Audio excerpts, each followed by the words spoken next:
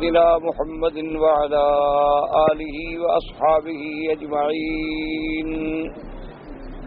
اللهم صل على سيدنا محمد وعلى آل سيدنا محمد كما صليت على إبراهيم وعلى آل إبراهيم في العالمين إنك حميد مجيد. قال الله تبارك وتعالى في كلامه المجيد: أعوذ بالله من الشيطان الرجيم. بسم الله الرحمن الرحيم. يستفتونك قل الله يفتيكم في الكلالة إن امرؤ هلك ليس له ولد وله أخت فلها نصف ما ترك وهو يرثها إن لم يكن لها ولد فإن كانت اثنتين فلهم الثلثان مما ترك وإن كانوا إخوة رجالا ونساء فللذكر مثل حظ الأنثيين يبين الله لكم أن تضلوا والله بكل شيء عليم. قال المؤلف والمفسر رحمه الله تعالى: أدام النفع بعلومه وعلومكم في الدارين آمين. إلى أن قال: طريق أخرى. قال الإمام أحمد: حدثنا أبو نعيم حدثنا مالك يعني ابن مغول يقول: سمعت الفضل بن عمرو عن إبراهيم عن عمر رضي الله تعالى عنه قال: سألت رسول الله صلى الله عليه وسلم عن الكلالة فقال: يكفيك آية السيف. فقال: لأن نكون سألت رسول الله صلى الله عليه وسلم عنها أحب إلي من أن يكون لي حمر النعم. وهذا إسناد جيد إلا أن فيه انقطاعا بين إبراهيم وبين عمر فإنه لم يدركه. اب مفسر رحمۃ اللہ علیہ اس آیت کی تفسیر میں جو روایات جو احادیث مبارکہ ہیں ان کا ذکر فرما رہے ہیں کہ حضرت امام احمد رحمۃ اللہ علیہ نے اس سند سے کہ فضل ابن عمر کہتے ہیں کہ میں نے ابراہیم سے اور ابراہیم کہتے ہیں میں نے حضرت عمر سے. حالانکہ ان کا آپس میں زمانہ اور ابراہیم نے حضرت عمر کو نہیں پایا، اس وجہ سے سند میں انقطاع ہے، ورنہ سند کے روات جو ہیں وہ اچھی ہیں. حضرت عمر رضی اللہ تعالی عنہ فرماتے ہیں کہ میں نے حضور پاک سے پوچھا کہ کلالہ کے بارے میں کیا حکم ہے، تو آپ نے فرمایا آیت السیف جو ہے وہ کافی ہے، جو اس میں بیان آ گیا ہے بس وہ کافی ہے کہ اگر کوئی آدمی مر جائے اور اس کی اولاد نہ ہو اور ایک بہن ہو تو آدھا ملے گا، اگر دو بہنیں ہوں تو 2 ثلث ملیں گے، اور اگر بہنیں بھی ہیں اور بھائی بھی ہیں تو پھر مردوں کو دوہرا اور عورتوں کو آدھا ملے گا. اور اسی طرح اگر کوئی عورت مر گئی اور اس کی کوئی اولاد نہیں ہے، اس کا بھائی ہے تو وہ بھی اس کا اسی طرح وارث بنے گا. تو آپ نے فرمایا آیت السیف جو ہے وہ تمہیں کافی ہے. حضرت عمر فرماتے ہیں کہ مجھے سرخ اونٹنیوں سے یہ بات زیادہ محبوب اور پسند تھی کہ میں حضور پاک سے مزید تفصیل اس کی سمجھ لیتا، کیونکہ اللہ کے قرآن کے احکامات کو سمجھنا جو ہے، اب خود اندازہ فرمائیں کہ اللہ کا قرآن بھی عربی اور حضرت عمر بھی عربی اور قرشی، یعنی جن کی لغت میں اللہ نے قرآن نازل فرمایا، لیکن وہ باوجود ایک بات حضور سے پوچھنے کے بھی چاہتے ہیں کہ اور زیادہ کھول کے سمجھایا جاتا تو میرے لیے بہت بڑی بات. تو اسی سے اندازہ فرما لیں کہ جو لوگ صرف قرآن کا اردو ترجمہ پڑھ کے یا انگریزی ترجمہ دیکھ کے سمجھتے ہیں کہ ہم مفسر قرآن بن گئے، ہم نے اللہ کے قرآن کو اچھی طرح سمجھ لیا ہے، تو وہ خود کتنی بڑے دھوکے میں مبتلا ہے کہ اگر صرف لغت کی بنا پر قرآن کا سمجھنا کافی ہوتا تو پھر عرب کی تو اپنی لغت تھی، ان کی تو اپنی زبان میں اللہ کا قرآن اترا ہے، ان سے زیادہ پھر قرآن کے سمجھنے والا کون تھا. لیکن اس کے باوجود بھی وہ محتاج تھے کہ سرکار دو عالم رحمت للعالمین صلی اللہ علیہ وسلم جب تک وضاحت نہ فرمائے مسئلہ سمجھ نہیں آ رہا۔ اچھا حضور نے فرما بھی دیا بھی جب آیت قرآن کی موجود ہے کہتے ہیں، لیکن اور بھی زیادہ کھولتے تو ہمارے لیے زیادہ سے آسانی پیدا ہو جاتی۔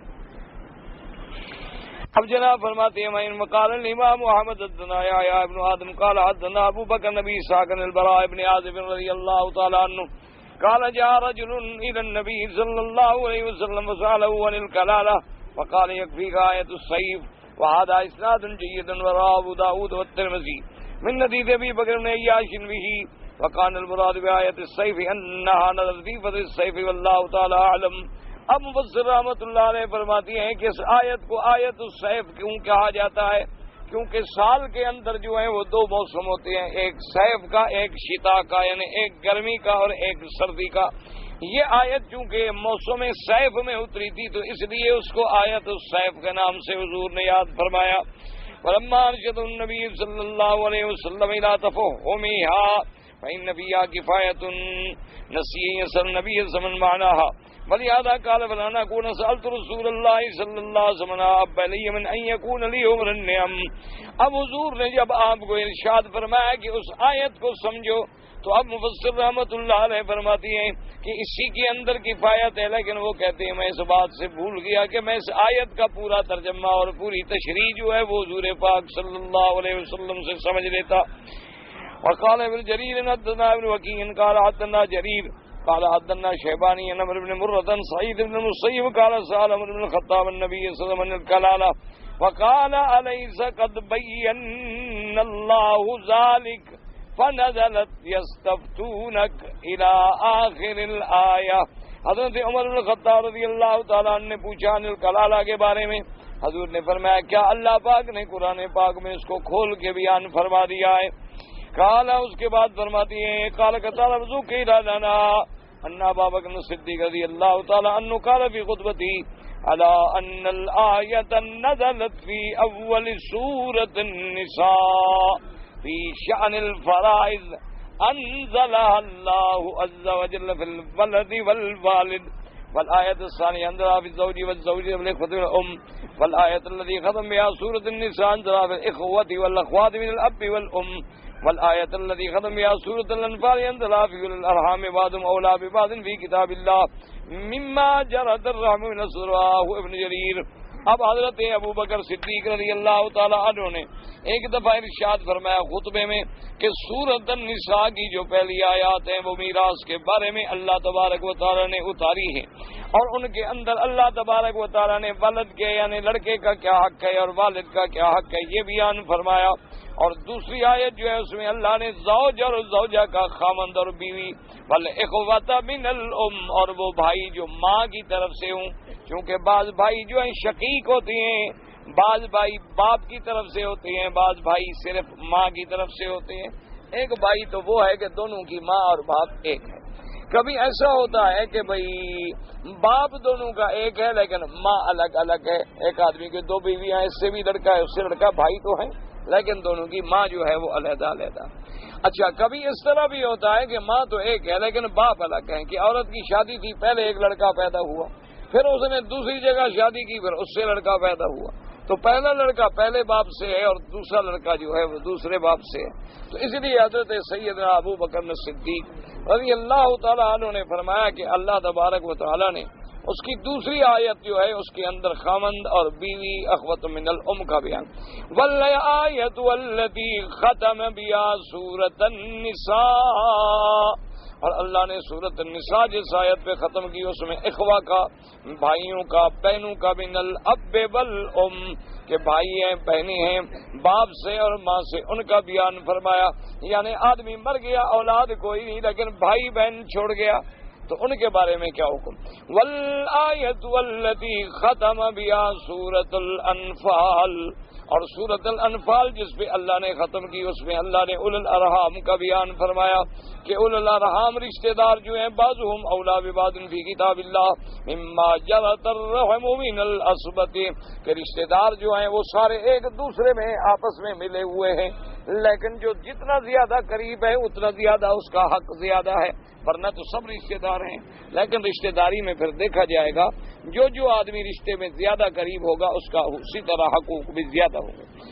ذکر الکلام علامہ مفسر رحمۃ اللہ علیہ کلالہ کے لفظ کے معنی کے ترجمے میں بیان فرماتی ہیں وباللہ المستعان علیہ التکلان، اللہ کی مدد سے اور اللہ پہ سارا کر کے قولہ تبارک و تعالی ان امرؤ ہلک، اللہ نے فرمایا کہ اس قرآن پاک کی آیت مبارک میں ان امرؤ ہلک لیس لہ ولد، تو اب ہلاکا کا کیا معنی ہے؟ مفسر رحمۃ اللہ علیہ فرماتی ہیں ماتا، ہلاکا کا معنی ہے کہ اگر کوئی مر گیا، قال اللہ تبارک و تعالی کل شیء ہالک الا وجہہ، اے کل شیء یفنی ولا یبقى الا اللہ عز وجل، ہر چیز فنا ہونے والی ہے، قابل فنا نہیں باقی رہے گی مگر اللہ تبارک و تعالی کی ذات، جیسے اللہ نے فرمایا کل من علیہا فان وَيَبْقَى وَجْهُ رَبِّكَ ذُو الْجَلَالِ وَالْإِكْرَامِ، جیسے اللہ نے فرمایا کہ جو چیز زمین پہ ہے سب قابل فنا ہے، باقی رہے گی تو صرف رب تبارک و تعالیٰ کی ذات ہی باقی رہے گی، جو باقی ہے، جو دائم ہے، جو حی ہے، جو قیوم ہے۔ اب مفسر رحمۃ اللہ علیہ کا مقصد یہ ہے کہ حالق کا معنی فنا آیا ہے، حالق کا معنی فان، کہیں فرمایا کل شیء حالق الا وجہہ، اور کہیں فرماتے ہیں کل من علیہا فان، تو وہاں بھی حالق کا معنی کیا ہوگا؟ یفنی، ہر چیز فنا، لا یبقى الا اللہ سبحانہ۔ تو اسی طرح لفظ ہلاک جو ہے وہ معنی ہلاک بھی ہے، وہ معنی موت بھی ہے۔ اب مفسر رحمۃ اللہ علیہ فرماتے ہیں ان امرؤ ہلک لیس لہ ولد تمسک بمنذاب انه ليس من شرط الکلالۃ انتفاء الوالد بل یکفی فی وجود الکلالۃ انتفاء الولد، وهو روایت عن الخطاب رضی اللہ تعالی عنہ رواه ابن جریر عن بسند صحیح، ولكن الذي يرجع إليه هو قول الجمهور وقضاء الصديق رضي الله تعالى عنه أنه هو الذي لا ولد له ولا والدا، فيدل على ذلك قول وله أخت فوارث ما ترك ولو كان أب لم ترث شيئا لأنه يجب بالإجماع، فدل على أنه من لا ولد له بنص القرآن ولا والد بالنص عند التأمل أيضا لأن الأخت لا يفرض لها النصف مع الوالد بل لیس لها میراث بالکلیت۔ اب مفسر رحمۃ اللہ علیہ فرماتی ہیں کہ قرآن پاک کہتا ہے کہ ان امرؤ ہلک لیس لہ ولد، کلالہ کس کو کہتی ہیں کہ ایک بندہ مر گیا جس کی اولاد کوئی نہیں، جس نے ولد کوئی نہیں چھوڑا، اولاد کوئی نہیں چھوڑی۔ اب قرآن کی آیت میں بظاہر یہ ہے، اسی وجہ سے بعض علماء کہتی ہیں کہ کلالہ کی تعریف یہ ہے کہ جو بندہ مر جائے اور اس کی اولاد نہ ہو، یعنی اولاد کوئی نہیں لیکن والد ہے تو کوئی حرج نہیں۔ حضرت عمر رضی اللہ تعالی عنہ کا بھی ایک قول ہے کہ ان امرؤ ہلک لیس لہ ولد، وہ فرماتی ہیں کلالہ کی تعریف ہی یہ ہے کہ بندہ مر جائے اور اولاد نہ ہو، والد ہو تو کوئی حرج نہیں۔ لیکن مفسر رحمۃ اللہ علیہ فرماتے ہیں کہ سیدنا ابو بکر صدیق رضی اللہ تعالیٰ عنہ کا فیصلہ اور جمہور کی رائے یہ ہے کہ نہ، کلالہ اس کو کہتے ہیں جس کی اولاد بھی نہ ہو، جس کا والد بھی نہ ہو، دونوں نہ ہو۔ جمہور کی رائے یہ ہے اور سیدنا صدیق رضی اللہ تعالیٰ عنہ کی قضا یہ ہے۔ تو اسی طرح بات کو سمجھا کریں، اللہ تبارک و تعالی ہمیں سمجھنے کی، قرآن و پاک اور حدیث رسول پاک صلی اللہ علیہ وسلم سمجھنے کی اور عمل کرنے کی توفیق دے۔ اب دیکھیں نا قرآن کیا کہتا ہے کہ کلالہ کون ہے؟ ان امرؤ ہلک لیس لہ ولد، کہ بندہ مر جائے اور اس کی اولاد نہ ہو۔ والد کا ذکر یہاں نہیں ہے، لیکن حضرت صدیق نے فرمایا نہیں، کلالہ وہ ہوتا ہے جس کی اولاد بھی نہ ہو اور والد بھی نہ ہو۔ تو اب حضرت ابو بکر نے یعنی قرآن کی مخالفت کی اور پھر پورے جمہور صحابہ بھی سب سیدنا صدیق کے ساتھ کھڑے ہو گئے۔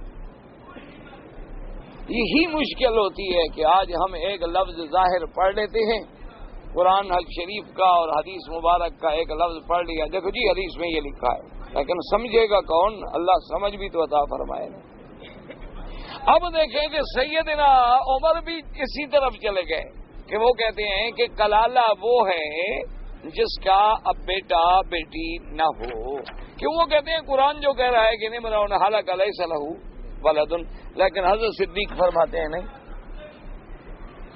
حضرت سیدنا ابی بکر صدیق رضی اللہ تعالیٰ عنہ فرماتے ہیں کہ نا، کلالہ وہ ہے لیس لہ ولد ولا والد، ولد بھی نہ ہو والد بھی نہ ہو. اور جمہور صحابہ سیدنا صدیق کے ساتھ ہیں، یعنی فیصلہ اسی پہ ہے کہ کلالہ کس کو کہتے ہیں؟ جس کا ولد بھی نہ ہو اور والد بھی نہ ہو. تو اب نعوذ باللہ ثم نعوذ باللہ ایک عام آدمی جاہل یا میرے جیسا تھوڑا پڑھا لکھا ہو تو وہ تو یہی سمجھے گا کہ دیکھو جی ابو بکر صدیق نے قرآن پاک کے حکم کے خلاف کیا. حالانکہ سمجھو حضرت ابو بکر کی نظر جو تھی وہاں عمر کی نظر نہیں پہنچی. حضرت صدیق نے فرمایا کہ چلو قرآن کہتا ہے کہ بندہ مر گیا جس کا ولد نہ ہو، اس کی بہن ہو تو بہن کو کتنی ملے گا؟ اگر ایک بندہ مر جائے اس کی اولاد نہ ہو، ایک بہن ہو تو بہن کا کتنا حصہ ہے؟ آدھا. اچھا وہ کہتے ہیں کہ اگر باپ موجود ہو تو بہن کو تو ملتا ہی کچھ نہیں. جو مسئلے کو وہ کہتے ہیں وہ عقل کرو کہ اگر ایک چونکہ باپ تو حاجب ہے، جب باپ موجود ہے تو بہن کا تو حصہ ہی ختم ہو گیا. تو کہتے ہیں اللہ نے جب آگے بیان کر دیا ہے کہ بہن ہو تو اس کو آدھا ملے گا، دلیل ہے کہ باپ نہیں ہے. اگر باپ ہوتا تو بہن کو کیوں ملتا؟ انہوں نے کہا قرآن پاک میں دونوں چیزیں موجود ہیں، حضرت عمر نہیں سمجھ سکے. تو اب دیکھیں حضرت ابو بکر کی نظر بھی قرآن پر تھی. انہوں نے فرمایا کہ آگے جو قرآن کہہ رہا ہے کہ وَإِن كَانَ لَهُ أُخْتٌ فَلَهَا نِصْفُ مَا تَرَكَ، اگر اس کی ایک بہن ہے تو اس کو آدھا ملے گا، اگر دو بہنیں ہیں تو 2 ثلث ملیں گے. انہوں نے کہا جب باپ ہو تو بہن کو تو ملتا ہی کچھ نہیں، تو بہن کو کیسے مل رہا ہے؟ تو کلالہ کی بہن کیسے حصہ لے رہی ہے آدھا؟ تو دلیل ہے کہ جیسے ولد نہیں اسی طرح والد نہیں. کبھی ایک جز کا ذکر کر دیا جاتا ہے، دوسری جز کا ذکر خود بخود سمجھ آ جاتا ہے. جیسے حدیث میں آتا ہے من قال لا الہ الا اللہ دخل الجنہ، کہ جو آدمی لا الہ الا اللہ کہہ کے مر گیا وہ جنت میں گیا. یعنی محمد رسول اللہ نہ پڑھے پھر بھی جنت ملے گی.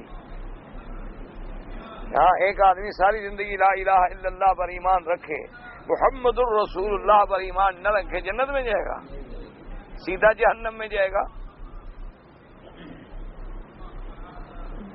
لیکن حدیث مبارک میں صرف ذکر ہے لا الہ الا اللہ. کیوں بھی 2 جز ہیں کلمے کی، جب ایک جز کا ذکر کیا تو دوسری تو خود بخود مفہوم ہے کہ لا الہ الا اللہ ہمیں سمجھانے والے کون ہیں؟ محمد الرسول اللہ.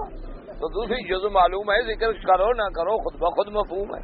تو اس لیے اب مفسر رحمۃ اللہ علیہ فرماتے ہیں کہ حضرت عمر بھی اسی طرف چلے گئے کہ کلالہ اس کو کہتے ہیں جس کی اولاد کوئی نہ ہو. لیکن حضرت ابو بکر صدیق رضی اللہ تعالی عنہ کا فیصلہ اور اس کے بعد قول الجمہور اس پہ ہے کہ لا ولد لہ ولا والدہ. کلالہ اس کو کہتے ہیں جس کا ولد بھی نہ ہو اور والد بھی نہ ہو. کیوں؟ وَقَوَلَهُ أُخْتٌ فَلَهَا نِصْفُ مَا تَرَكَ، اگر وہ بہن چھوڑ گیا تو بہن کو آدھا ملے گا. فَلَوْ كَانَ مَا أَبٌّ لَمْ تَرِثْ شَيْئًا، اگر باپ زندہ ہوتا تو یہ بہن تو کچھ بھی نہ لیتی. لِأَنَّهُ يَحْجُبُهَا بِالْإِجْمَاعِ، اس بات پر اجماع ہے کہ جب باپ موجود ہو تو وہ حاجب ہے، پھر بہن کو کچھ نہیں ملتا کیونکہ اس کا اپنا باپ موجود ہے، پھر بہن کہاں سے آ گئی؟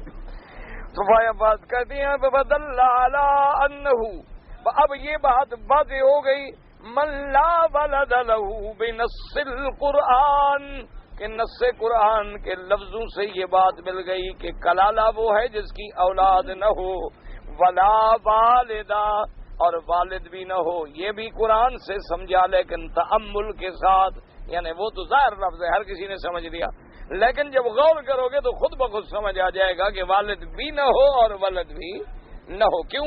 لأن الأخت لا يفرض لها النصف مع الوالد، اگر والد موجود ہو تو پھر بہن کا آدھا نہیں ملتا.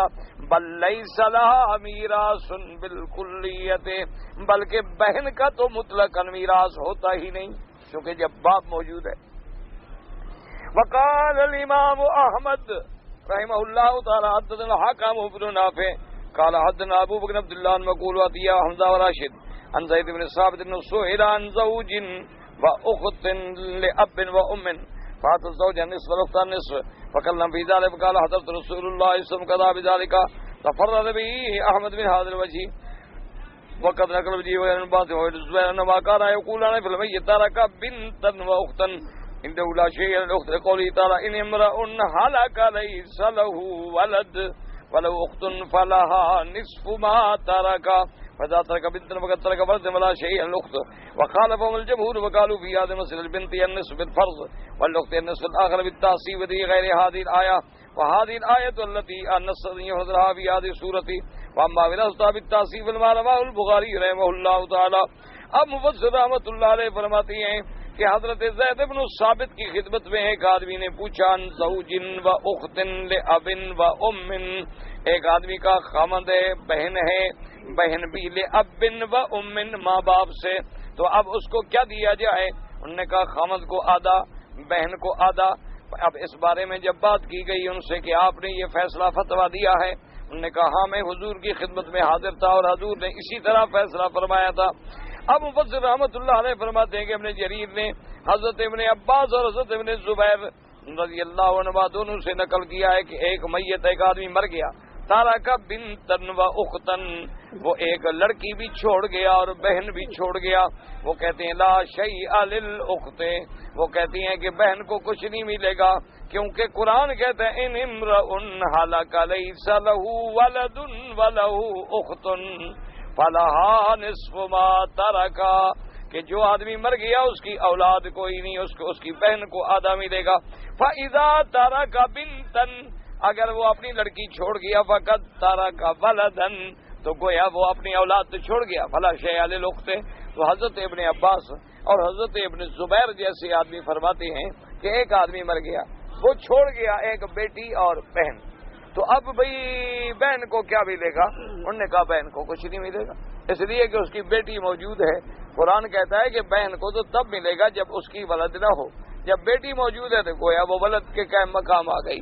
تو حضرت عبداللہ ابن زبیر جیسا آدمی اور حضرت ابن عباس جیسا آدمی رضی اللہ تعالی عنہما، تو انہوں نے یہ فیصلہ فرمایا کہ اگر کوئی بندہ مر جائے اور چھوڑ جائے کیا ایک بیٹی اور ایک بہن، وہ کہتے ہیں کہ بیٹی کو ملے گا لیکن بہن کو نہیں ملے گا، کیونکہ قرآن جو کہتا ہے کہ لیس لہ ولد، اس کا تو ولد موجود ہے. اچھا جمہور یہاں بھی مخالف ہیں، وہ کہتے ہیں نہیں ملے گا، دونوں کو ملے گا. اب عبداللہ ابن زبیر اور ابن عباس کی بات ہے، یہاں تو ہمارے جیسے ایک مولوی آ جائے گا جی حدیث میں یہ لکھا ہے جی ماشاءاللہ جی، پتہ نہیں اس کو حدیث کا لفظ کا معنی بھی آتا ہے یا نہیں آتا. اب دیکھیں جمہور کیا کہتے ہیں، جمہور کہتے ہیں نہیں، بہن کو بھی ملے گا. اب جناب دیکھیں فرماتے ہیں وخالفهم الجمہور، اب جمہور مخالف ہیں ان دونوں کے، حضرت عبداللہ بن زبیر کے بھی ابن عباس کے.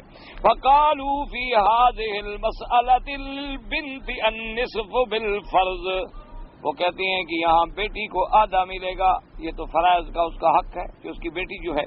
اچھا باقی جو آدھا بچا ہے وللأخت النصف الآخر، اور باقی جو آدھا بچا ہے وہ بہن کو ملے گا، کیوں تعصیب عصبہ ہے وہ، تو عصبیت کا حق اس کو بھی ملے گا.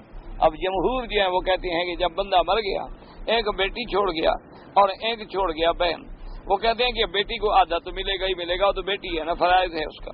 اچھا اور بہن کو بھی باقی جو آدھا بچا وہ بہن کو مل جائے گا. وہی اس کو کیوں ملے گا؟ وہ کہتے ہیں تعصیب کی وجہ سے اس کو ملے گا، فرض کی وجہ سے اس کو ملے گا، تعصیب کی وجہ سے کیوں. اچھا اب جناب فرما دیں وَهَذِهِ الْآيَةُ نَصَّتْ أَن يَفْرُضَ لَهَا فِي هَذِهِ السُّورَةِ، اس آیت میں یہ بات تو نص میں مل گئی کہ بیٹی کو تو ملے گا ہی ملے گا، کیونکہ ولد نہ ہو تو بہن کو آدھا ملتا ہے نا، اگر ولد ہے تو لڑکی بھی تو گویا اس کی اولاد ہے نا، تو آدھا اس کو مل گیا. اچھا جو اب بہن کو تعصیب کی وجہ سے ملتا ہے، یہاں تو مل رہا تھا نا ولا اخت ولا نصف سبب نص کے، اب تعصیب کی وجہ سے ما رواہ البخاری من طریق سلیمان بن ابراہیم ان ابراہیم نصد قال قضا فینا معاذ بن جبل رضی اللہ تعالی عنہ علی عهد رسول اللہ صلی اللہ علیہ وسلم نصف للبنت والنصف للاخت ثم قال سلیمان قضا فینا ولم يذكر عهد رسول اللہ فی صحیح البخاری ايضا ان حذیفہ بن شرابیل قال سئل ابو موسى اشعريا ابنة ابن واخت فقال لابنتي نصف الاخت النصف واتي ابن مسعود فصايتابعني فسأل ابن مسعود واخبره بقول ابي موسى فقال لقد ضللت اذا وما انا من المهتدين اقضي فيها ما قضى النبي النصف للبنت والبنت الابن تكملة الثلثين وما بقي فللاخت فاتينا ابا موسى قلنا بقول فقال سني ما دام هذا خبر فيكم.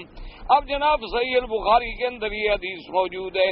وہ فرماتے ہیں مفسر رحمۃ اللہ علیہ کہ حضرت معاذ بن جبل نے رضی اللہ تعالی عنہ نے حضور پاک کے زمانے میں فیصلہ فرمایا کہ النصف للبنت والنصف للاخت کہ آدھا ملے گا بیٹی کو اور آدھا ملے گا بہن کو. پھر سلیمان فرماتی ہیں کہ حضرت معاذ بن جبل نے فیصلہ تو کیا یہی، لیکن یہ لفظ یاد نہیں کہ حضور کے زمانے میں یا حضور کے بعد، یہ لفظ ان کو یاد نہیں تھے. اب جناب اس کے بعد فرماتے ہیں مفسر رحمۃ اللہ علیہ صحیح بخاری کے اندر موجود ہے کہ حضرت ابو موسیٰ اشعری سے پوچھا گیا ان ابنتا و ابنتا ابن کے بیٹی، پھر بیٹی کی بیٹی و اخت اور بہن. انہوں نے کہا للابنت النصف کہ بیٹی جو ہے اس کو آدھا، وللاخت النصف اور آدھا جو ہے وہ بہن کا. تو ابھی موسیٰ اشعری نے بھی یہ فیصلہ فرمایا اور انہوں نے اس کا ابن جو ہے اس کو کچھ نہیں دیا، یعنی بیٹے کی بیٹی جو تھی. اب جناب فرماتے انہوں نے کہا اچھا ایسا کرو، میں نے تو فیصلہ کیا لیکن بات ابن مسعود، حضرت عبداللہ ابن مسعود کے پاس جاؤ، ان سے جا کے مسئلہ پوچھو کہ میں نے تو یہ فیصلہ کیا ہے، مجھے امید ہے فسیطابعنی، حضرت عبداللہ ابن مسعود بھی میری اتباع کریں گے، جیسے میں نے فیصلہ کیا وہ بھی یہی فیصلہ فرمائیں گے. کہتے ہیں کہ ہم حضرت عبداللہ ابن مسعود کی خدمت میں آئے، ان کو آ کے ہم نے بتایا کہ ابھی موسیٰ اشعری نے یہ فیصلہ کیا ہے کہ لڑکی کو آدھا اور بہن کو آدھا اور ابنت ابن جو ہے اس کو انہوں نے کچھ نہیں دیا. اور وہ یہ بھی کہتی ہیں کہ عبداللہ ابن مسعود بھی تقریباً میری اتباع کریں گے. حضرت عبداللہ ابن مسعود لقد ضللت اذا وما انا من المهتدين کہ اگر میں ابھی موسیٰ کی قول پہ عمل کروں تو گمراہی میں پڑ گیا، پر میں تو ہدایت میں پہنچا ہی نہیں. یہ کیا میں نہیں کرتا، اس فیصلہ یہ ہے اقضی فیہا بما قضا النبی صلی اللہ علیہ وسلم، میں تو وہ فیصلہ کروں گا جو میرے مدنی محمد مصطفیٰ نے کیا ہے. وہ فیصلہ کہ النصف للبنت کہ بیٹی ہے اس کا آدھا تو پکا ہے، اس کو تو دے دو. والے بنت الابن، اب بیٹے کی جو بیٹی ہے اس کو کیا ملے گا؟ السدس، چھٹا حصہ، تکملۃ الثلثین. وما بقیہ، اور جو بچ جائے فللاخت، وہ بہن کو ملے گا، یعنی آدھا تو مل گیا بیٹی کو. اچھا باقی جو ہے اس کا بنت الابن یعنی بیٹی جو ہے بیٹے کی بیٹی، اس کو ملے گا سدس، تاکہ تکملۃ الثلثین ہو جائے. کیونکہ اگر وہ ہوتا نا انکان تسنتین فلہم الثلثان، تو لہذا تکملۃ الثلثین، اور جو باقی بچ جائے وہ عصبیت کی وجہ سے بہن کو ملے گا. اب کہتے ہیں کہ پھر ہم آئے ابا موسیٰ کی خدمت میں، ہم حضرت ابی موسیٰ اشعری کے پاس آئے. ہم نے کہا حضور آپ نے تو یہ فیصلہ فرمایا تھا، عبداللہ ابن مسعود نے تو یہ فیصلہ کیا ہے. انہوں نے کہا یوں، انہوں نے کہا بات سنو، جب تک عبداللہ ابن مسعود موجود ہے نا مجھ سے پوچھا بھی نہ کرو. جب یہ اتنا بڑا عالم تمہارے اندر موجود ہے میرے پاس نہ آیا کرو پوچھنے. اب جناب اندازہ فرمائیں کہ صحابہ ہیں، حضور کی گود میں بیٹھ کے پڑھنے والے ہیں، جنہوں نے اللہ کا قرآن اپنی آنکھوں سے اترتے دیکھا ہے، جنہوں نے سرکار دو عالم کی زبان سے قرآن پڑھا ہے، وہ بھی محتاج ہیں کہ اس سے پوچھو، اس سے پوچھو، اس سے پوچھو، اس عالم کے پاس جاؤ، اس کے پاس جاؤ، اس کے پاس جاؤ. اور ہم خود فیصلہ کر لیں کہ نہیں جناب، نہ کسی امام کی ضرورت ہے، نہ کسی فقہ کی کتاب کی ضرورت ہے، نہ کسی امام سے پوچھنے کی ضرورت ہے، ہم خود پڑھ لیں گے، بس خود چلتے رہیں گے اور خود اپنا عمل کر لیں گے ماشاءاللہ. پھر اسی طرح کا انجام یہی ہوگا کہ جیسے کسی دواخانے میں، کسی میڈیکل سٹور میں انگریزی پڑھے لکھے آدمی کو کھڑا کر دو کہ بھئی انگریزی پڑھتے جاؤ اور لوگوں کو دوائیں دیتے جاؤ، انشاءاللہ العزیز 90% موت واقع ہوگی اللہ کی رحمت سے. وہ کہ ابھی جو لکھا ہوا تھا میں نے لکھ کے پڑھ کے دے دیا، اب آگے کیا پتا؟ اس نے کہا ابھی سر درد کی دوا تو اس نے دے دیا، اس کو پتا تو نہیں کہ درد بلڈ پریشر زیادہ ہے اس وجہ سے، کم ہے اس وجہ سے. یہ تو ڈاکٹر کا مسئلہ تھا کہ وہ چیک کرتا کہ سر میں درد کیوں ہے، سر میں درد کی وجہ کیا ہے، اور یہ دوا ہم دے بھی سکتے ہیں یا نہیں دے سکتے، یہاں کون سی دوائی دینی ہے اور یہاں کون سی دوائی دینی. ایک آدمی طبیب کے پاس آتا ہے، کہتا ہے سر میں درد ہے، وہ کہتا ہے کہ جا کے جلدی جلدی گرم دودھ بناؤ اور اس میں شہد ڈالو اور پیو. دوسرا آدمی آتا ہے کہتا ہے جی سر میں درد ہے، وہ کہتا ہے شہد کی شربت بنا کے جلدی جلدی 2 گلاس پیو، حالانکہ دونوں کو سر میں درد ہے، لیکن دونوں کا علاج طبیب الگ الگ بتا رہا ہے۔ وہ دیکھ رہا ہے کہ اس کا سر درد جو ہے سردی کی وجہ سے ہے، اس کا سر درد جو ہے گرمی کی وجہ سے ہے، اس میں سودا کا غلبہ ہے، اس میں صفرا کا غلبہ ہے، اس کا مزاج بلغمی ہے، اس کا مزاج سوداوی ہے۔ تو اگر میرا جیسا آدمی علاج کرے گا تو پھر وہی بات ہوگی کہ جیسے ایک آدمی کھجور پہ چڑھ گیا تو وہ اب بیچارہ ڈر کے مارے اتر نہ سکے، نیچے دیکھے نا کھجور تھی لمبی، ڈر گیا بیچارہ۔ تو انہوں نے کہا میں اتر نہیں سکتا، بھی مجھے اتارو۔ تو انہوں نے کہا کہ بستی میں ہمارا فلاں جو سردار ہے نا بڑا سمجھدار ہے، اس کو بلائیں۔ اس کو بلایا، انہوں نے کہا بڑی آسان بات ہے، ایک رسہ پھینکو، ایک کمر میں باندھ لو اور رسہ کھینچ لو۔ رسہ باندھا جناب، اس کی کمر میں 2 آدمیوں نے کھینچا، وہ آیا نیچے مر گیا غریب۔ انہوں نے کہا حضرت وہ تو مر گیا۔ انہوں نے کہا یار اسی طرح ہم نے کنویں سے کئی بندے نکالے ہیں، یہ اب اس کا مقدر ہے مر گیا۔ میں نے کہا کیا مطلب؟ انہوں نے کہا کنویں میں ہم نیچے بھی تو فاصلہ تھا اور اوپر بھی تو فاصلہ تھا، تو پھر انجام یہی ہوگا۔ اس لیے ہمیشہ یاد کریں جو لوگ ائمہ فقہا، ائمہ محدثین، علماء امت کی مخالفت کرتے ہیں، یہ بڑی بدقسمتی ہے۔ اللہ تبارک و تعالی ہدایت عطا فرمائے۔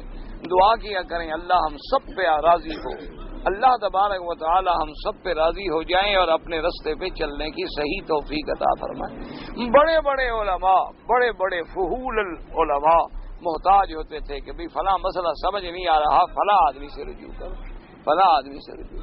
یعنی آپ اندازہ فرمائیں۔ اور کبھی ایسی بات ہوتی ہے کہ ایک دفعہ مجھے خود دماغ میں اشکال ایسا آیا، اللہ معاف کرے، اپنی جہالت کی وجہ سے میں نے کہا ابھی اسلام کہتا ہے کہ گورے کالے کا کوئی مسئلہ نہیں، اسلام میں گورے کالے سب برابر ہے، کوئی رنگ سیاہ ہے تو کیا ہے اور سفید ہے تو کیا ہے اور سرخ ہے تو کیا ہے، جب مسلمان ہے تو سب بھائی ہے، کوئی فرق نہیں۔ لا فضل عربی علی اجمی، حضور پاک نے فرمایا کسی عربی کو اجمی پہ فضیلت نہیں، کسی گورے کو کالے پہ فضیلت نہیں، الا بالتقوی۔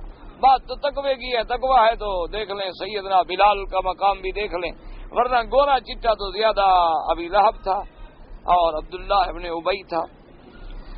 تو لیکن قرآن کہتا ہے کہ قیامت میں یوم تبیض وجوہ و تسود وجوہ، کہ قیامت میں بعض لوگوں کے چہرے سفید ہوں گے اور بعض کے سیاہ ہوں گے، سفید چہرے والے جنتی ہوں گے اور سیاہ چہرے والے جہنمی ہوں گے۔ تو میں نے کہا اب قرآن میں تو خود سفید اور سیاہ کا جھگڑا ہے، تو اسلام تو سیاہی اور سفیدی کی کوئی اہمیت نہیں دیتا، لیکن قرآن کہتا ہے کہ قیامت میں بھی یہ ہوگا کہ کچھ سفید چہرے اور کچھ سیاہ چہرے۔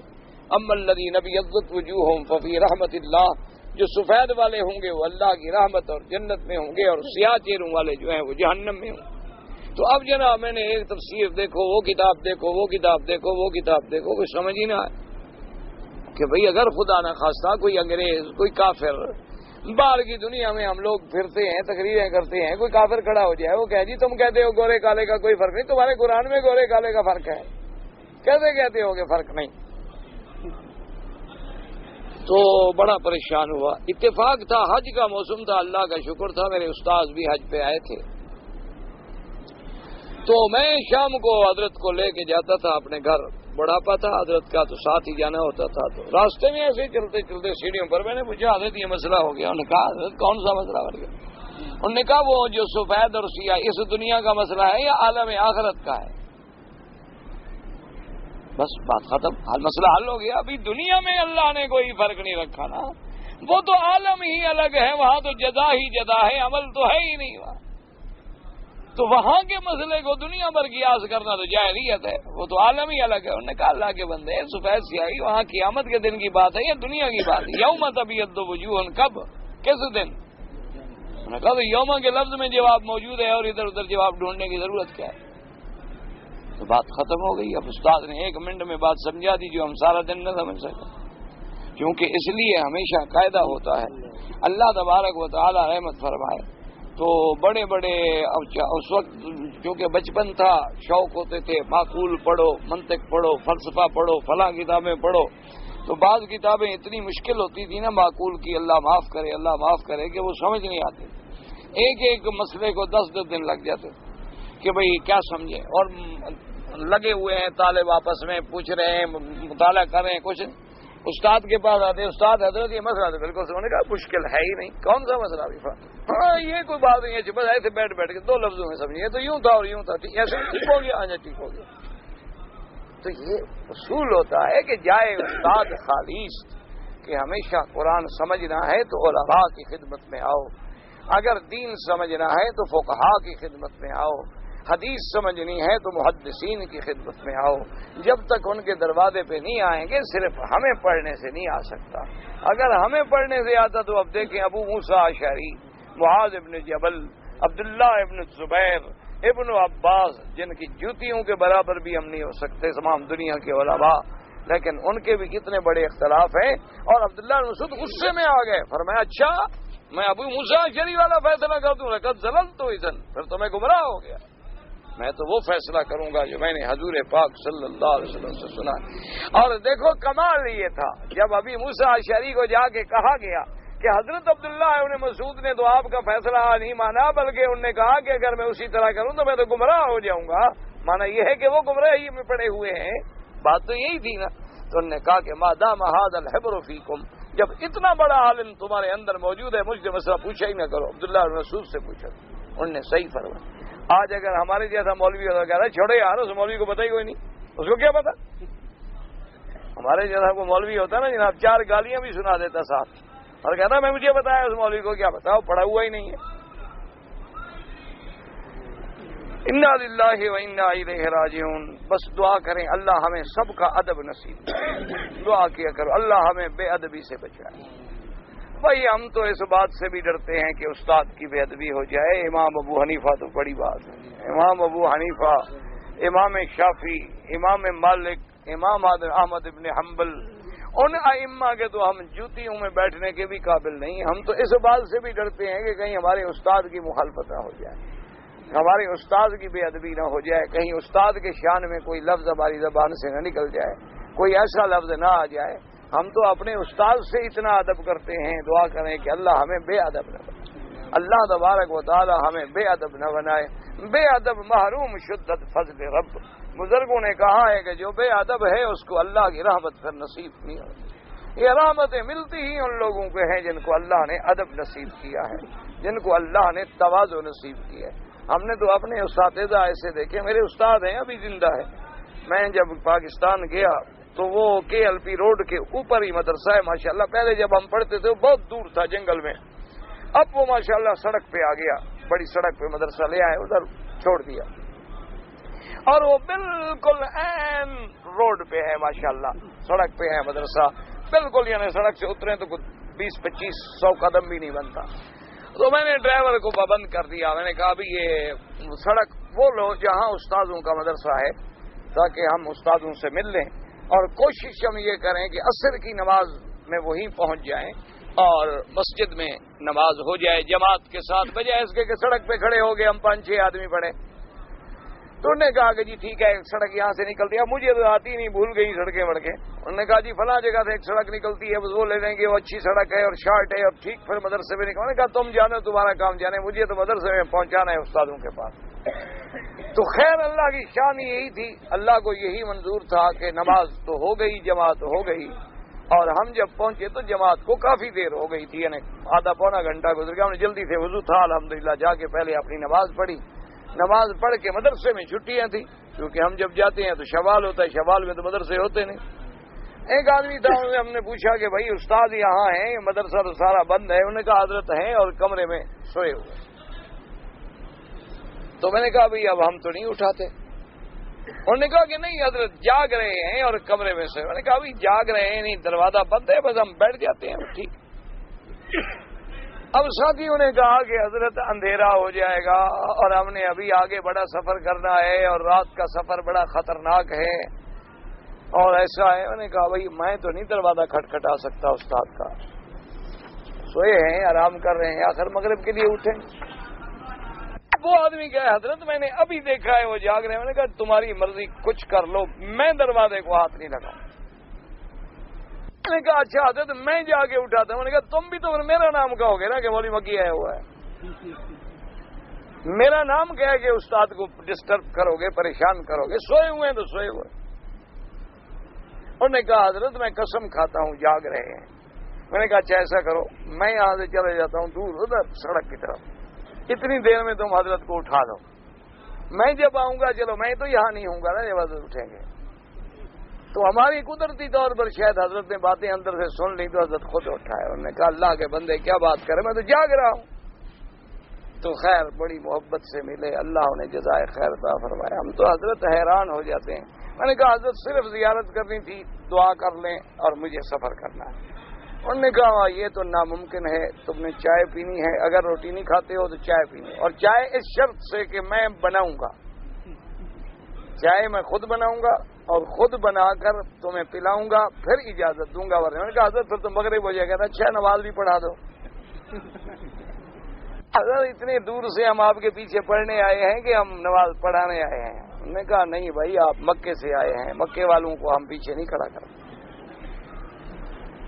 حضرت بیٹھے ہیں جناب, ہم سب آپ منتیں کر رہے ہیں, حضرت مہربانی کریں. طالب ایک دو بھی آ گئے, نے کہا حضرت ہم چائے نہیں لگا آپ کو بنانی ہی نہیں آتی, چائے میں خود بڑی اچھی بنا دوں.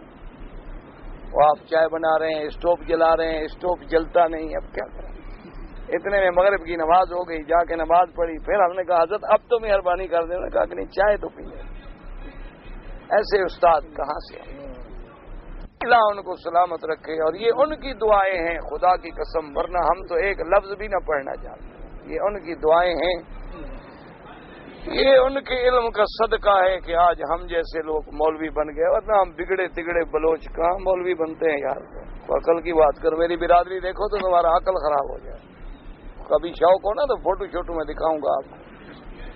جب وہ آتے ہیں نا میں ان کو ہاتھ باندھ کے کہتا ہوں خدا کے لیے آپ چلیے. ایک دفعہ کراچی میں آئے نا, ہم جہاں سے گزرے تو سارے لوگ دیکھیں کہ یہ قبل اتنی اونچے جو 2-2 فٹ کی اور 2 ریفلیں ہاتھ میں, لوگ ڈر کے کھڑے ہوئے. انہوں نے کہا خدا کے لیے جاؤ یار, میری رشتہ داری ختم کرو. تو یہ ان بزرگوں کا صدقہ ہے کہ ہم طالب بن گئے, اللہ کے قرآن کھول کے بیٹھے ہیں. دعا کرو اللہ اسی میں زندگی گزار. موت بھی آئے نا تو زبان پہ قرآن ہو اور حدیث رسول ہو, اور اسی طرح موت آ جائے بس یہ دعا کر دیا کرو. یہ تو ان استادوں کی برکت ہے, ان کی برکت ہے, ورنہ ہمیں کہاں. ہمیں تو ایک لفظ, ہم تو اب بھی سمجھتے ہیں ہمیں ایک لفظ نہیں آتا. واللہ میں کوئی نخرا یا نہیں کر رہا, تواضع دیانت سے میں آپ, اللہ کا کعبہ میرے سامنے, میں اپنے آپ کو اچھا طالب بھی نہیں سمجھتا. آپ تو سمجھتے ہوں گے نا کہ یہ مولوی ہے, میں اپنے آپ کو اس وقت تک اچھا طالب بھی نہیں سمجھتا. میں سمجھتا ہوں ابھی میں اچھی طرح طالب العلم بھی نہیں بنا. بس آپ لوگ دعا کیا کریں اللہ دین کا کام لے لے. اللہ چاہے تو چڑیوں سے باز مروا دے, اللہ تو قادر ہے نا, وہ چاہے تو چھوٹے سے بھی بڑا کام لے لے اور چاہے تو بڑے سے بھی نہ لے, اس کی مرضی, کوئی اس سے پوچھنے والا ہے. اب جناب فرماتے ہیں وَهُوَ يَرِثُهَا إِن لَّمْ يَكُن لَّهَا وَلَدٌ. اگر کوئی آدمی دیکھو مر گیا, اس کی اپنی اولاد باپ نہیں تو بہن وارث بنتی ہے نا. اچھا بہن مر گئی, بہن کی کوئی بیٹی نہیں باپ نہیں, بھائی ہے صرف, تو بھائی وارث بنے گا. وَالْأَخُ يَرِثُ جَمِيعَ مَالِهَا إِذَا مَاتَتْ كَلَالَةً. اب اگر بہن مر جائے, اس کا بھی والد نہیں اولاد نہیں, تو سارا مال بھائی کو ملے گا. فَلَيْسَ لَهَا وَلَدٌ إِلَّا وَالِدَهُ لِأَنَّهُ لَوْ كَانَ لَهَا وَلَدٌ لَّمْ يَرِثْ لَهَا شَيْئًا. اب مفسر رحمۃ اللہ علیہ فرماتے ہیں کہ بہن مر گئی, والد کوئی نہیں, چونکہ والد ہوتا تو پھر بھائی کو کچھ نہ ملتا, جیسے والد ہوتا تو بہن کو کچھ نہ ملتا, یہاں بھی والد ہوتا تو بھائی کو کچھ نہ ملتا. وہ حاجب ہے نا, روک دیتا ہے نا. فَإِن فَرَضَ النَّمَاءُ مَن لَّهُ فَرْضٌ صَرَفَ إِلَيْهِ فَرْضُهُ كَزَوْجٍ أَوْ أَخٍ مِّنْ أُمٍّ وَصَرَّ الْبَاقِي إِلَى آخِرِ مَا ثَبَتَ فِي الصَّحِيحَيْنِ. اچھا اب اگر فرض کریں وہ مر گئی لیکن اس کے ساتھ کچھ ذوی الفروض موجود ہے, مثلا خامد موجود ہے, یا اس کا بھائی ہے من امن, ماں کی طرف سے بھائی بھی موجود ہے, تو کیا ہوگا؟ کہتے ہیں کہ ان کو اسی طرح دیا جائے گا, یعنی جو زوج کا حصہ ہے وہ زوج کو ملے گا, جو اس کے بھائی کا حصہ ہے وہ اس کو ملے گا, جو باقی بچے گا وہ پھر بھائی کو ملے گا. لما ثبت فی الصحیحین ان رسول اللہ قال حق الفرائض وعلى ذوی الفرائض کو اس کے اہل کے ساتھ. فما ابقت الفرائض, اب ذوی الفروض سے جو بچے گا فَلْيَوْلَى رَجُلٌ ذَكَرٍ، اس میں سے پھر جو اس کا مرد زیادہ قریبی موجود ہے پھر اس کو ملے گا.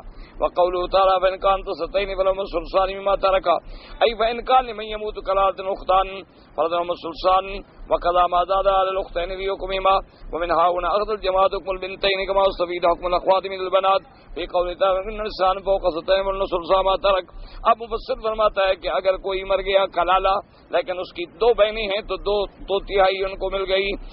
اسی سے حکم نے لیا ہے کہ دو بیٹیاں ہوں تو اس کا حکم بھی وہی ہوگا جو دو بہنوں کا ہے. اللہ تبارک و تعالی آپ کو بھی ہمیں بھی قرآن پاک کے حدیث پاک کے سمجھنے کی توفیق دے اور اس پر عمل کرنے کی توفیق دے. ایک آدمی نے مدینہ منورہ سے عمرے کا احرام باندھا. عمرے کا احرام باندھنے کے بعد مکے میں آیا، اس نے عمرہ کیا، طواف کیا، صفا کیا اور جا کر بال جو ہیں تھوڑے تھوڑے بال کٹائے. اس کے بعد اس نے احرام کھول دیا، لیکن رات کو اسے 10 بجے بعد سمجھ آئی. پھر نائی کے پاس جا کے اس نے پورا بال کٹوا لیا، اس پہ کوئی دم نہیں. یاد رکھو کہ عمرہ کرنے کے بعد سر پہ افضل یہ ہے کہ اس طرح پھروائیں. اگر اس طرح نہ پھروائیں تو پورے سر سے بال کٹوائیں اور کم از کم 1/4 حصہ بالوں کا کٹ جائے. یہ جو 2 بال ادھر سے 2 ادھر سے 2 ادھر سے احرام کھلتا ہی نہیں. احرام کا معنی یہ نہیں ہوتا کہ کپڑے بدل لیے تو احرام کھل گیا. لوگ سمجھتے ہیں ہم نے چادریں کھول لی، سلوار قمیض پہن لی، احرام کھل گیا. احرام تب کھلے گا جب حلق یا قصر مکمل ہوگی، یعنی جب تک وہ صحیح معنوں میں بال نہیں کٹوائے گا گویا احرام میں ہے، چاہے کپڑے پہن لے چاہے کچھ کر لے. اب اگر وہ کوئی بات کرے گا، مثلا اپنی بیوی سے بھی ملے گا تو گویا احرام میں ملا ہے. اس لیے احرام سے نہیں نکلتا آدمی جب تک کہ سر پہ اس طرح نہ پھروائے، یا اگر بال بڑے ہیں مثلا اتنا بال ہیں تو 1/4 حصہ بالوں کا سارے سر سے کٹ جائے. یہ نہیں کہ 1-2 ادھر سے کاٹ لیے، 1-2 ادھر سے کاٹ لیے، 1-2 ادھر سے کاٹ لیے، یوں نہیں ہوتا. اس لیے جب عمرہ کریں تو سنت کے مطابق کریں، ورنہ نہ کریں. اگر آپ کو بال بہت پسند ہیں تو بلا وجہ عمرے کا احرام نہ باندھیں.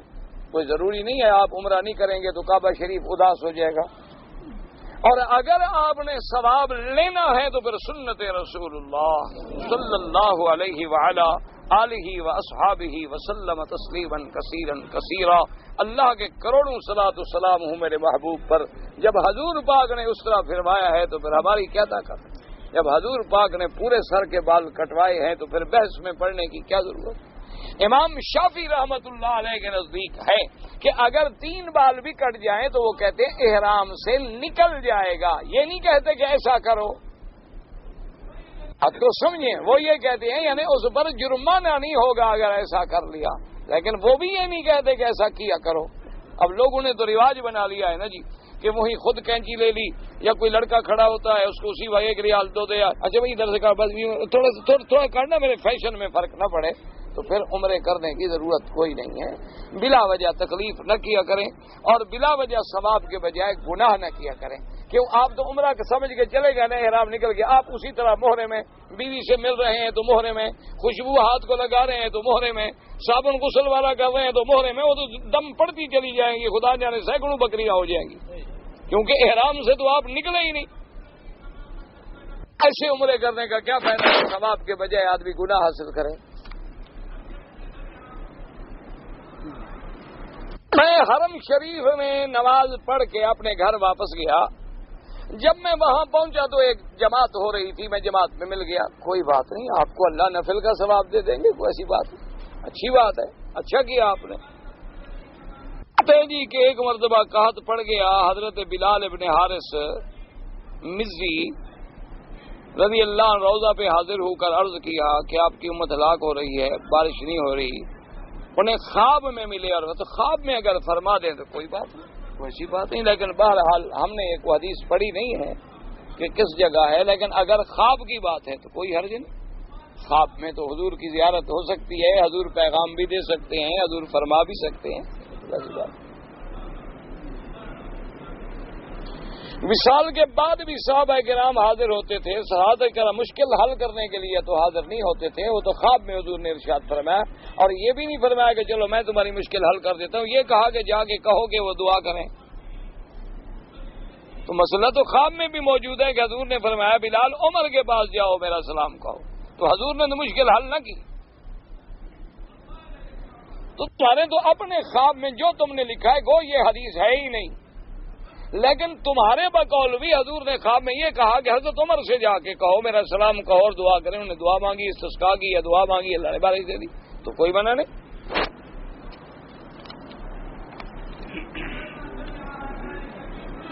پاکستان میں اسلامی بینک جو ہیں وہ کون سے ہیں؟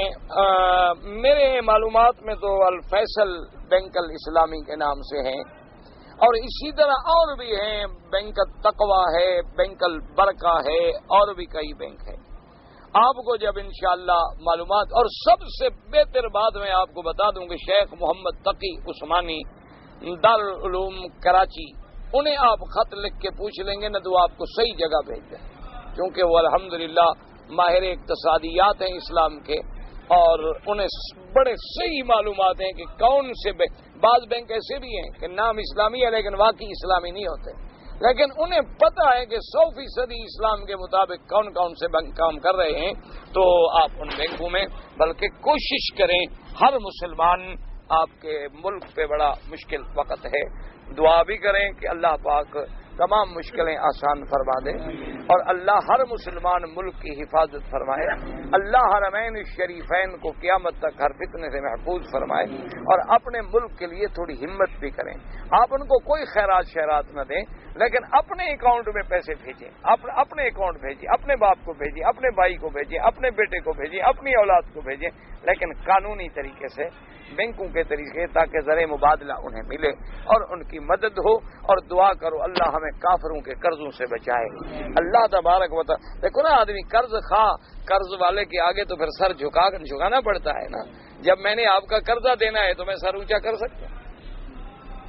مقروض کی کیا حالت ہوتی، دیکھا نہیں کہ آپ کے ملکوں میں کیا ہوتا تھا؟ ہندو قرضہ دیتے دیتے مسلمانوں کی عزتیں لوٹتے تھے، مسلمانوں کی جائیدادیں لوٹتے تھے، مسلمانوں کی زمینیں لوٹتے تھے، بس وہ سارا سال پیسے دیتے رہتے تھے. آپ نے لکھا کہ سیٹھ جی اتنا پیسہ، ہاں جی بس چاہیے، دے دو. فصل آئی ساری لے گئے، گندم آئی ساری لے گئے، کپاس آئی ساری لے گئے، حتیٰ کہ عورتیں لے گئے، زمینیں لے گئے، عزتیں لے گئے. تو اس لیے اس کا حل یہ ہے، کوئی ایسی بات نہیں، ہمت کریں. ہر آدمی اللہ کے بندے 1000 $2000 $2000 کا اکاؤنٹ کھولو، تمہارے پیسے ہیں، تمہارے نام پہ ہوں گے، لیکن ملک اپنے پاؤں پہ کھڑا ہو جائے گا. اللہ کافروں کے قرضوں سے بچا لے. میں حج کرنے کا نیت کر چکا ہوں، پیسہ الگ نکال چکا ہوں. میرے پڑوسی کا گھر جل گیا، دوسرے پڑوسی کے گھر میں لڑکی جوان ہے، تو میں کیا کروں؟ اگر حج کی تم نے نیت کر لی ہے، تمہارے پاس پیسہ ہے، تو فرض ہے حج ادا کرو. اس کی بھی جتنی مدد کر سکتے ہو کر دو.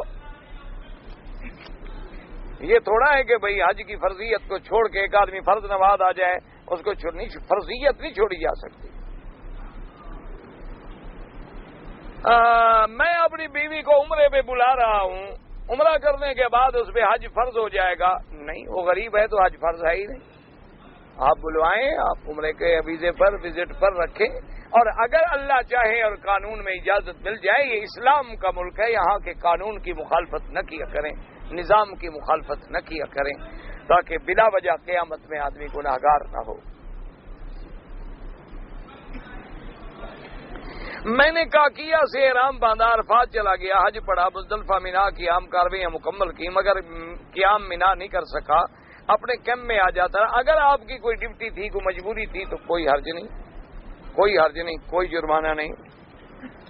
میں نے کیمپ میں رہتا ہوں، اگر عمرہ میں نے کرنا ہو تو میں حرم مکے کے شہر سے نہیں، پھر حد حرم سے باہر جانا ہوگا، چاہے تنیم جائیں، عرفات جائیں، جدہ جائیں، جیرانہ جائیں.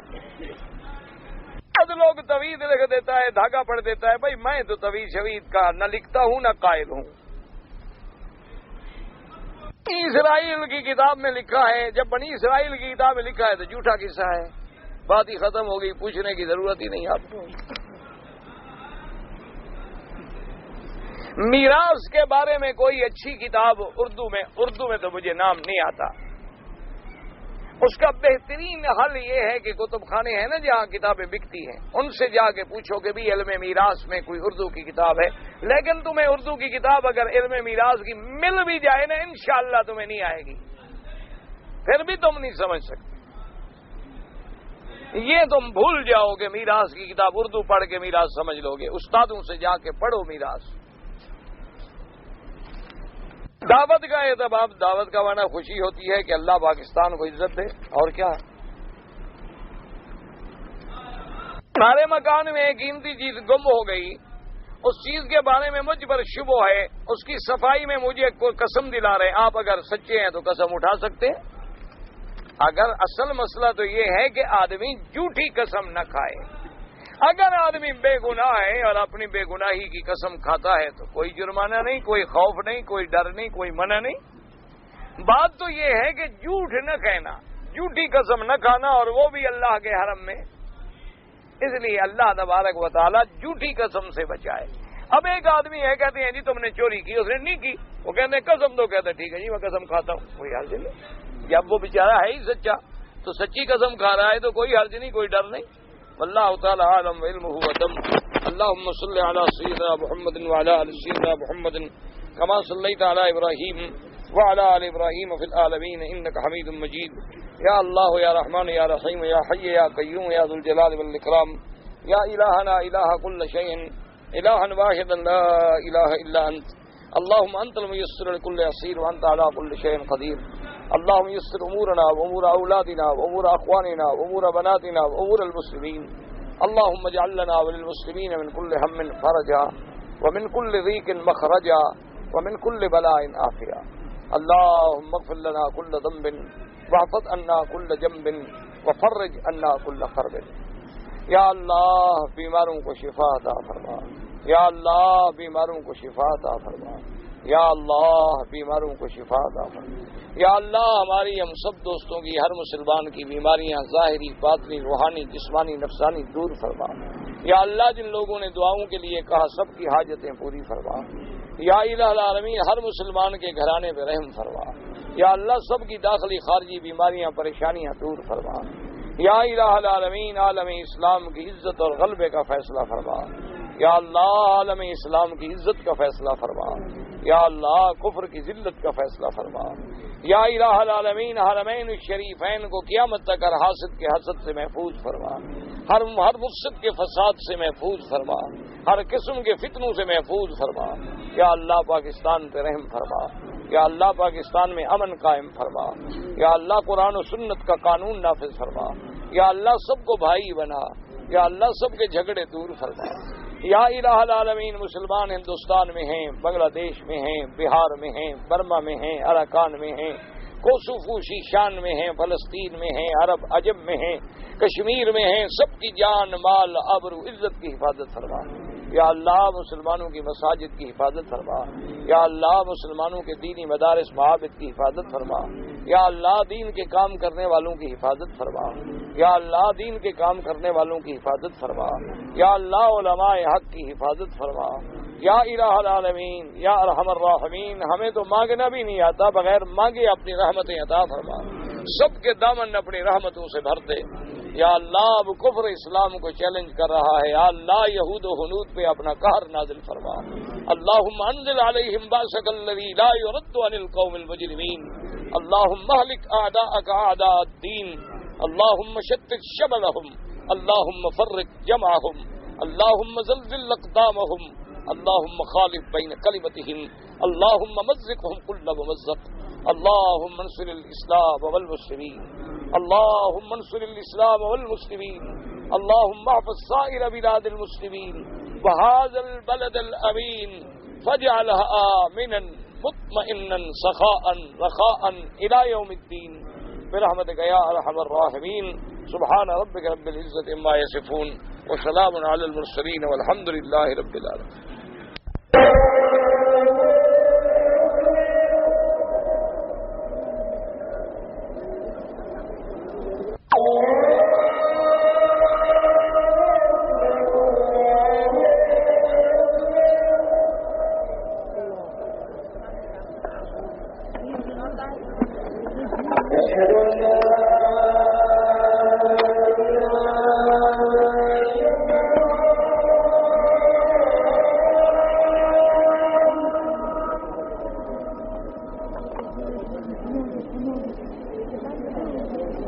أشهد أن لا